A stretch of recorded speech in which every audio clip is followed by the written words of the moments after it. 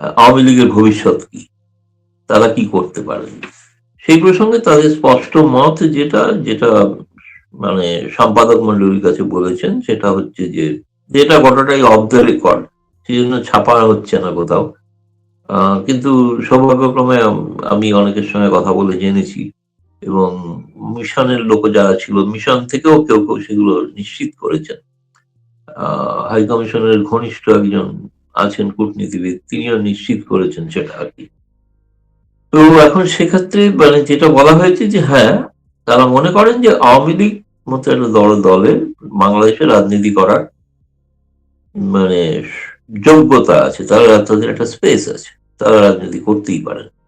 কিন্তু কোনোভাবেই আমরা শেখ হাসিনাকে অ্যাকসেপ্ট করছি না, এবং শেখ হাসিনাকে আমরা মনে করি তিনি সন্ত্রাসবাদী, এবং সন্ত্রাসবাদ বিরোধী আইন অনুসারে তার যে বা আইসিডি ট্রাইব্যুনালে তার যে সাজা হয়েছে, ফলে তাকে নেতৃত্বে রেখে কোনো দল গঠিত হলে আওয়ামী লীগ চাইলেও সেটাকে তখন স্পেস দেওয়া যাবে না। যে আইনটাও পাশ হয়েছে, এই আইনটাতে একটা কোনো ধারা আছে যে প্রয়োজনে কিন্তু সেই নিষেধাজ্ঞা ওঠানো যেতে পারে, এরকম একটা শুনেছি আমি উল্লেখ। আমি আইনটা কোনো হাতে পাইনি, আমাকে একজন কেউ বিশিষ্ট কেউ একজন জানিয়েছেন যে আইনে কিন্তু নিষেধাজ্ঞা প্রত্যাহার করারও একটা ব্যবস্থা আছে।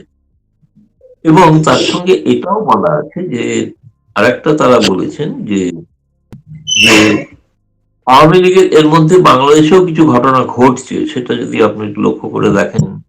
আমি গতকাল পরশু বাংলাদেশ প্রতিদিন কাগজে খুব বিরাট ভাবে একটা বিবৃতি দেখলাম, এক আওয়ামী লীগের সাংসদ,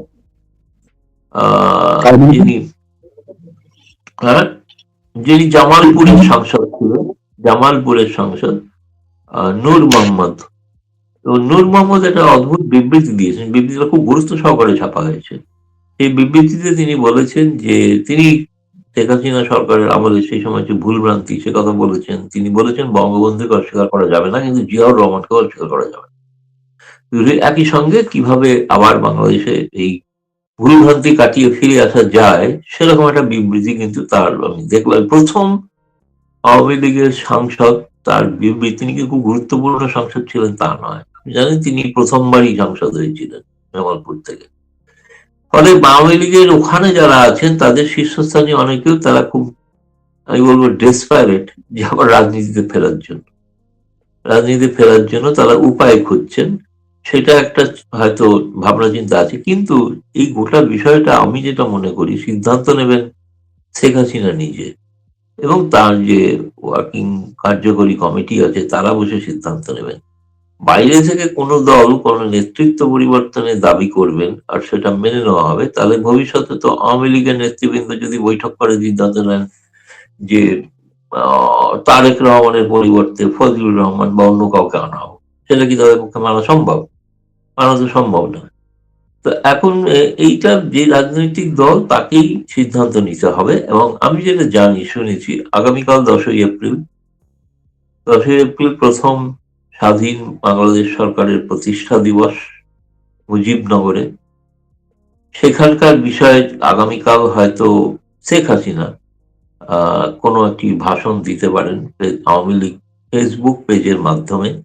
ফলে তখন হয়তো আরো পরিষ্কার সকলে জানতে পারবেন, এবং আগামীকালও তিনি পার্টির শীর্ষ নেতৃবৃন্দের সঙ্গে একটা বৈঠক করতে পারেন শুনেছি।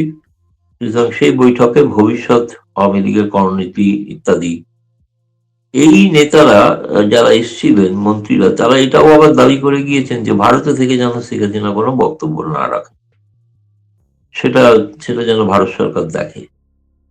কিন্তু প্রশ্ন হচ্ছে যে আজকের দিনে টেকনোলজিতে তো শেখ হাসিনা তো সরাসরি তিনি কোনো রাজনৈতিক মঞ্চ ব্যবহার করে ভাষণ দিচ্ছেন না, তিনি তো ফেসবুকের মালিককে তাহলে ধরতে হয় বিএনপি সরকারকে, যে ওনার ভাষণটা আপনারা বন্ধ করে দিন, বা ইউটিউবকে বলতে হয়।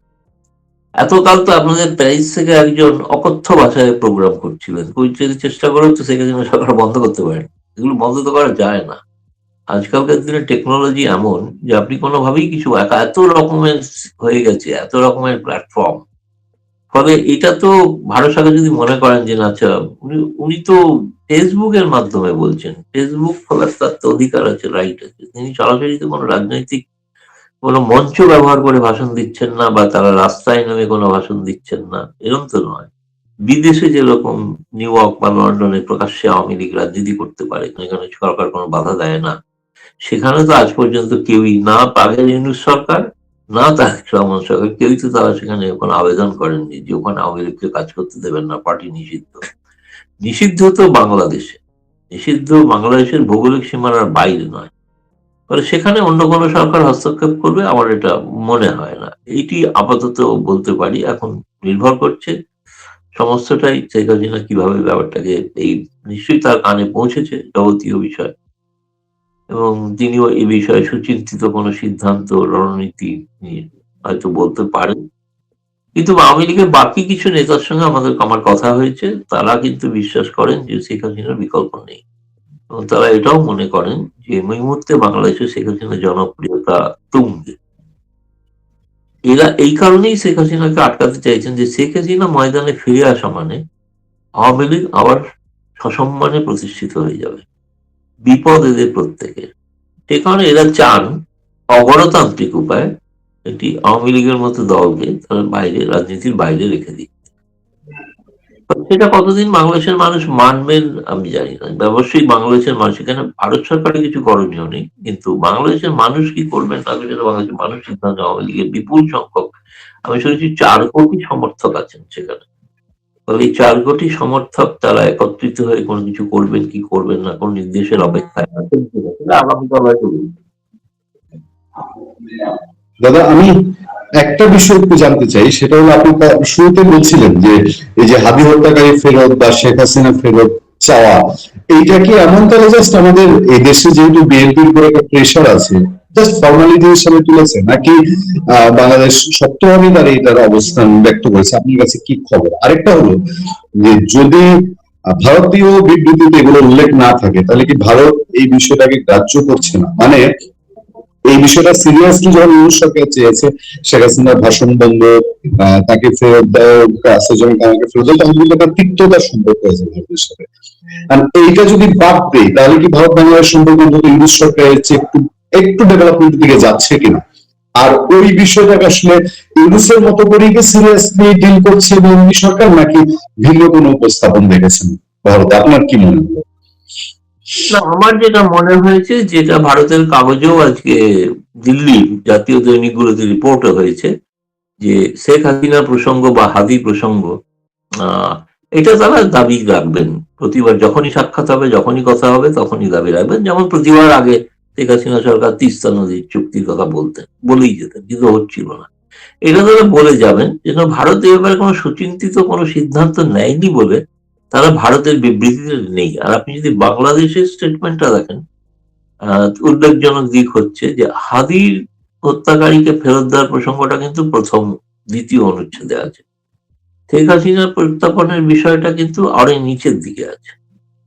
প্রায়োরিটি যদি হয়, তাহলে আমি বলবো প্রায়োরিটিটা এখন হাদির হত্যাকারীদের ফেরত আনা। কিন্তু যেটা ভারতের স্টেটমেন্টে নেই, মানে এই অর্থে এটা ভারতে এখন এনআইএ এর হাতে আছে, ন্যাশনাল ইনভেস্টিগেটিভ এজেন্সির হাতে আছে, তারা তদন্ত করছে। এখনো তাদের মানে আর কয়েকদিন পরে হয়তো আবার তাদের এনআইএ আদালতে তোলা হতে পারে, তখন হয়তো ব্যাপারটা বোঝা যাবে যে এদের, এখনো তো এদের কোনো শাস্তির প্রসঙ্গ বা বন্দি প্রত্যাবর্তন চুক্তি অনুসারে যেটা ওরা বলেছেন এই অনুসারে হতে পারে, সেই চুক্তি অনুসারে সেটা ভারতের আদালতও তাদের দোষী সাব্যস্ত করতে হবে। এটা দীর্ঘ সময়ের ব্যাপার। ততদিন কি সম্পর্ক আটকে থাকবে? না, ততদিন সম্পর্ক আটকে থাকবে না, এটা উভয় পক্ষ সহমত।